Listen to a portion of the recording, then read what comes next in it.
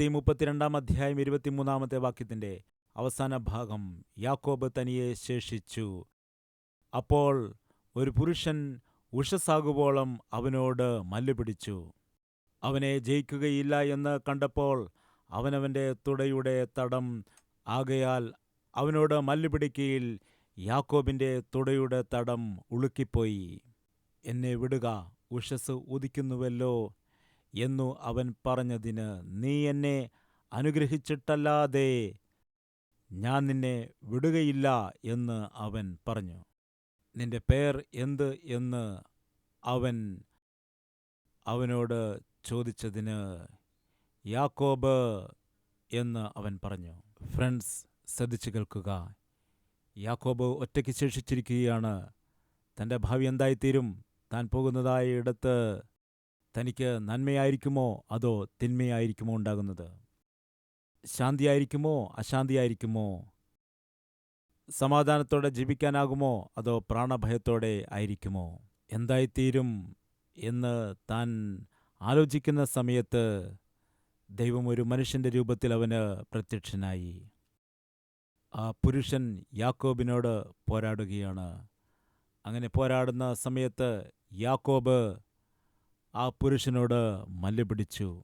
അപ്പോൾ എന്താണ് സംഭവിച്ചതെന്നുള്ള വിഷയങ്ങൾ നിങ്ങളോട് പങ്കുവയ്ക്കുവാനായിട്ട് ഞാൻ ആഗ്രഹിക്കുന്നു. യാക്കോബ് ഇവിടെ ഏകനായിരിക്കുമ്പോൾ പോരാടുകയാണ്. പ്രിയമുള്ളവരെ, നിങ്ങൾ ഓർക്കുക, ഒരു വ്യക്തിയുടെ യഥാർത്ഥമായ ജീവിതം 4 പേരുടെ മധ്യയിൽ ഉണ്ടായിരിക്കുന്ന സമയത്ത് ആയിരിക്കില്ല. ഒരു വ്യക്തിയുടെ യഥാർത്ഥമായ ആത്മീയത, യഥാർത്ഥമായ സ്വരൂപം മറ്റുള്ളവരുടെ മുൻപിൽ അത് വെളിപ്പെട്ടു വരികയില്ല. നീ 4 പേരുടെ ഇടയിൽ നല്ലവനായി കാണപ്പെട്ടേക്കാം. 4 പേരുടെ മധ്യയിൽ ആത്മീയനായി നിന്നെ കാണപ്പെട്ടേക്കാം.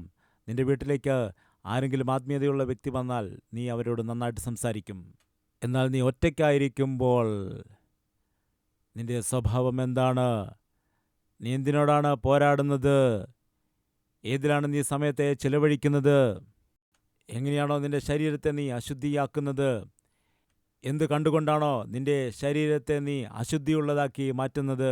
ദൈവത്തിൻ്റെ മന്ദിരമായിരിക്കുന്നതായ ഈ ദേഹത്തെ നീ എങ്ങനെയാണോ അശുദ്ധമാക്കുന്നത്? അത് നീ ഒറ്റയ്ക്കായിരിക്കുമ്പോൾ മാത്രമാണ് വെളിപ്പെട്ടു വരിക. ഒരു കാര്യം ഞാൻ പറയട്ടെ, 4 പേരുടെ മധ്യയിലായിരിക്കുമ്പോൾ നീ അഭിനയിക്കേണ്ടി വരും. എന്നാൽ നീ ഒറ്റയ്ക്കായിരിക്കുമ്പോൾ അഭിനയിക്കേണ്ടതായിട്ട് വരില്ല. കാരണം നീ ഒറ്റയ്ക്കായിരിക്കുമ്പോൾ നിന്റെ യഥാർത്ഥ സ്വഭാവം എന്താണോ അത് വെളിപ്പെട്ടു വരും. എപ്പോഴാണ്? ഒറ്റയ്ക്ക് ആയിരിക്കുമ്പോൾ. ദാവീദ് ഭക്തനാണ്, ദൈവത്തിൻ്റെ ഹൃദയപ്രകാരമുള്ളവനായ മനുഷ്യനാണ്. എന്നാൽ താൻ ഒറ്റയ്ക്കായിരിക്കുമ്പോഴാണ് ഒരു സ്ത്രീ കുളിക്കുന്നത് കണ്ടുകൊണ്ട് മോഹിക്കാനിടയായത്. ശിംശോൻ ഒറ്റയ്ക്കായിരുന്നപ്പോഴാണ് തിമ്നയിലേക്ക് പോയി അവിടെ സുന്ദരിയായ ഒരു പെൺകുട്ടിയെ കണ്ട് അവളെ മോഹിക്കുവാനിടയായത്.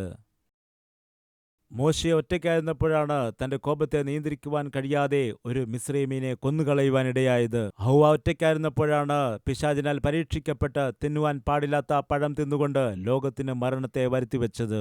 യേശു കർത്താവ് ഒറ്റയ്ക്കിരുന്ന് ഉപവസിച്ച് പ്രാർത്ഥിച്ചിരുന്നതായ സമയത്താണ് പിശാച് കടന്നുവന്ന് അവനെ പരീക്ഷിക്കുവാൻ ഇടയായത്. യോസേഫ് ഒറ്റയ്ക്കായിരുന്നപ്പോഴായിരുന്നു വരൂ എന്നോടൊപ്പം വന്ന് പാപം ചെയ്യുക എന്ന് പറഞ്ഞ് അവൻ്റെ യജമാനത്തി അവനെ പ്രലോഭിപ്പിക്കുവാൻ ഇടയായത്. ഒറ്റയ്ക്കായിരിക്കുമ്പോഴാണ് നിന്റെ ജീവിതത്തിലെ യഥാർത്ഥ പോരാട്ടം.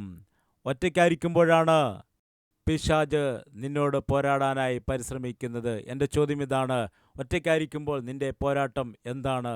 നീ ഒറ്റയ്ക്കായിരിക്കുമ്പോൾ പോരാടുകയാണോ അതോ നീ പരാജയപ്പെട്ടു പോവുകയാണോ? ഒറ്റയ്ക്കായിരിക്കുമ്പോൾ പിശാച് നിന്നെ പരീക്ഷിക്കുമ്പോൾ ആ പരീക്ഷയിൽ നീ ജയിക്കുകയാണോ അതോ നീ പിശാചിന് കീഴ്പ്പെട്ടു പോവുകയാണോ? നീ ഒറ്റയ്ക്കായിരിക്കുമ്പോൾ പിശാച് വന്ന് നിന്നോട് അവിടേക്ക് പോവുക, ഇവിടേക്ക് പോവുക, അത് തിന്നുക, അത് കുടിക്കുക, അവരെ പോയി കാണുക എന്നൊക്കെ പറഞ്ഞ് നിന്നെ പരീക്ഷിക്കുമ്പോൾ നീ അതിനെ ജയിക്കുന്നുവോ അതോ നീ പരീക്ഷയിൽ അകപ്പെട്ട് പോവുകയാണോ? അവനെ എതിർത്തുകൊണ്ട് നിനക്ക് പോരാടാൻ കഴിയുന്നുണ്ടോ? യാക്കോബ് ഒറ്റയ്ക്കായിരുന്നപ്പോൾ അവൻ പോരാടി നിൽക്കാനിടയായി, അവൻ ജയിക്കുവാൻ ഇടയായി. അവൻ പരാജയപ്പെട്ടില്ല. യാക്കോബ് ഒറ്റയ്ക്കായിരുന്നപ്പോൾ പോരാടി. ഇന്ന് നമ്മുടെ മധ്യയിൽ അങ്ങനെയുള്ളവരുണ്ടോ? ഇങ്ങനെയുള്ള ഒരു അനുതാപം എനിക്കും വേണമെന്ന് പറയുന്നവർ. അങ്ങനെയെങ്കിൽ നമുക്ക് കർത്താവിനോട് ചോദിക്കാം, കർത്താവേ, ഈ ദിവസം എൻ്റെ ജീവിതത്തിലെ മറക്കാത്ത ദിവസമാക്കി മാറ്റണം. എൻ്റെ ജീവിതത്തെ ഞാൻ ആയിരിക്കുന്നത് പോലെ നിൻ്റെ കരങ്ങളിൽ സമർപ്പിക്കുകയാണ്. യാക്കോബിനെ പോലെ നിന്റെ ജീവിതത്തെ കർത്താവിൻ്റെ സന്നിധിയിലേക്ക് സമർപ്പിക്കുകയാണെങ്കിൽ, നീ എത്ര വലിയ പാപിയാണെങ്കിലും പാപിനിയാണെങ്കിലും നിന്നോട് ക്ഷമിക്കുവാൻ ദൈവത്തിന് ഒരുക്കമുണ്ട്. അങ്ങനെയുള്ളവർ നമ്മുടെ മധ്യയിലുണ്ടോ? കർത്താവ്, എൻ്റെ തെറ്റുകൾ എന്നോട് ക്ഷമിക്കണമേ, ഇങ്ങനെ പ്രാർത്ഥിക്കുന്നവരുണ്ടോ?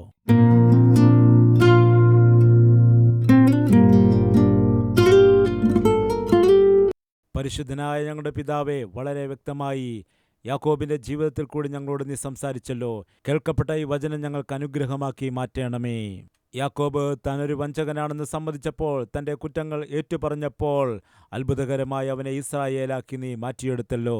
അനുഗ്രഹീതമായ ജീവിതം നീ ദാനം ചെയ്തല്ലോ. കർത്താവേ, ഈ വചനത്തെ പ്രവർത്തിക്കുവാൻ കഴിയാത്തതായ ബലഹീനരെ ബലപ്പെടുത്തിക്കൊണ്ട് വചനപ്രകാരം ജീവിക്കുവാനുള്ള കൃപ നൽകണമേ. ഒറ്റയ്ക്ക് ആയിരിക്കുമ്പോൾ പോരാട്ടത്തെ ജയിക്കുവാൻ ഞങ്ങളെ നീ പഠിപ്പിക്കണമേ. ഞങ്ങളുടെ എല്ലാവരുടെയും ജീവിതം നിന്റെ അത്ഭുതങ്ങളാൽ നിറയ്ക്കുമാറാകണമേ എന്ന് യേശുക്രിസ്തുവിന്റെ നാമത്തിൽ അപേക്ഷിക്കുന്നു പിതാവേ. ആമേൻ.